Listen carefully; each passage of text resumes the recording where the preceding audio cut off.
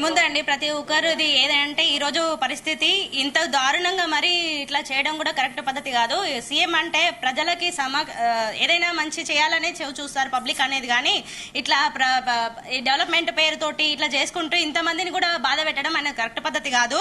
ఈ రోజు ఏది ఇది బఫర్ జోన్ మేము ఆక్రమించుకున్న స్థలం అయితే ఏ విధంగా ట్యాక్సీలు కట్టుకున్నాడు, ఏ విధంగా ఎలక్ట్రిసిటీ బిల్ వస్తుంది, ఏ విధంగా వాటర్ కనెక్షన్ వచ్చింది, ఏ విధంగా మాకు పర్మిషన్ ఇచ్చిరు, ఏ విధంగా రిజిస్ట్రేషన్ చేసిరు.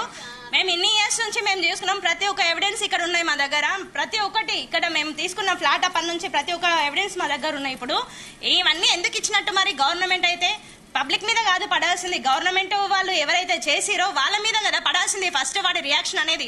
ఈ రోజు సీఎం అని ప్రతి ఒక్కరిని ఇంతగానం బాధ పెట్టడం కరెక్ట్ పద్ధతి కాదు.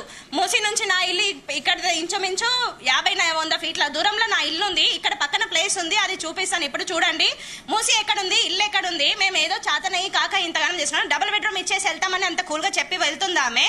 డబుల్ బెడ్రూమ్ ఏ లెక్కన ఇస్తావు, ఏడిస్తావు? ఇదే ప్లేస్ లో డబుల్ బెడ్రూమ్ నాకు ఇదే కాలనీలో కావాలి, ఇస్తారా మరి డబుల్ బెడ్రూమ్? నా భర్త ఏదో ఒక వర్క్ చేసుకుంటూ మేము ఏదో మట్టి పని చేసుకుంటూ నా పిల్లల్ని ఇక్కడ స్కూల్ కి పంపిస్తూ ఎన్ని ఏళ్ళ నుంచి 20-30 ఏళ్ళ నుంచి మేము సిటీని నమ్ముకొని ఇక్కడ ఉంటున్నాము.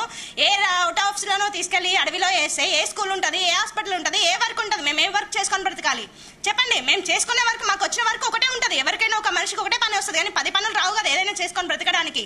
మాకు వచ్చిన పని అక్కడ చూపిస్తాడు ఆయన. డబుల్ బెడ్రూమ్ అనడం కరెక్ట్ పద్ధతి కాదు కదా. ఎంతో మంది పబ్లిక్ ఎంతసేపు ఉన్నా సేవ చేయడానికి ఉండాలి సీఎం అనేటోడు, కానీ ఇట్లా పబ్లిక్ ని ఇబ్బంది పెట్టడానికి కాదు కదా. ఈ రోజు నేను ఒక్కదాని కాదు, ఈ ఒక్కరోజు నేను కాదు ఉన్నది, ప్రతి ఒక్క కుటుంబం వాళ్ళు ఏడుస్తూనే ఉన్నారు.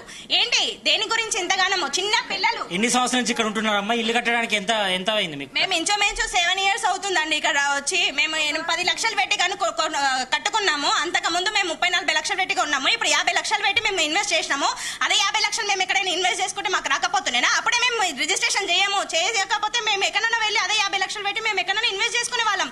లేదంటే వేరే దగ్గర ఇక్కడ రిజిస్ట్రేషన్ లేదు, ఇది FTL లో ఉంది, బఫర్ జోన్ లో ఉంది అని అప్పుడు మాకు చెప్పినంటే మేము వెళ్ళేసి అక్కడ ఎక్కడైనా ఇన్వెస్ట్ చేసుకునే వాళ్ళం. అదే 50 లక్షలకి ఈ రోజు నాకు ₹1 వచ్చేది.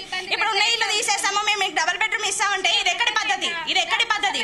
ప్రతి ఒక్కరు చిన్న పిల్లల కానుంచి ప్రెగ్నెంట్ లేడీస్ కానుంచి ఇంతగానో మూసురు తలగడం మంచి పద్ధతి కాదు. సర్వనాశనం అయిపోతాడు. ఈ రోజు చెప్తున్నాను కదా, నా ఒక్కదాని బాధ కాదు, ప్రతి ఒక్కరి బాధని ప్రతి ఒక్కరిని చూస్తున్నారు కాబట్టి వాడు మామూలుగా ఎన్నో రోజులు ఉన్నాడు, పోయే కాలం దగ్గర వచ్చింది కాబట్టి పోతున్నాడు.